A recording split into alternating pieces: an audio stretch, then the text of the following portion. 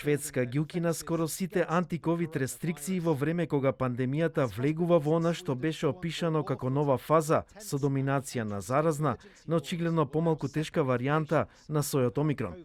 Земјата го укина обемното тестирање за COVID-19, дури и меѓу луѓето кои покажуваат симптоми на инфекција.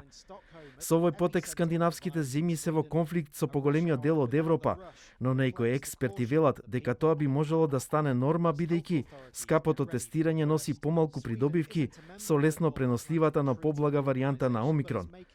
Меѓу измените, баровите и рестораните ќе се затвораат во 23 часот, а правилата за собирање на јавни места ќе бидат ублажени. Исто така се укинуваат условите за вакцинирање за влез на јавни места, како и препораката за носење маска во јавниот превоз.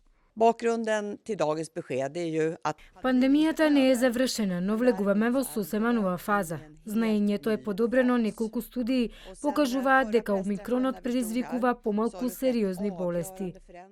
Во Шведска повеќе од 83% од населението на возраст над 12 години досега примило 2 дози од вакцината, а нешто помалку од 50% примиле 3 дози.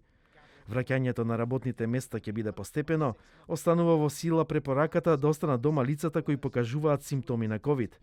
Минатата недела, Данска стана првата земја од Европската унија што ги укина речиси сите ограничувања поради коронавирусот.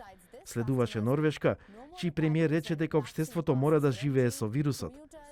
Во Лион, Франција, министрите за надворешни работи и за здравство на Европската унија одржаа состанок за натамошен развој на европската здравствена политика.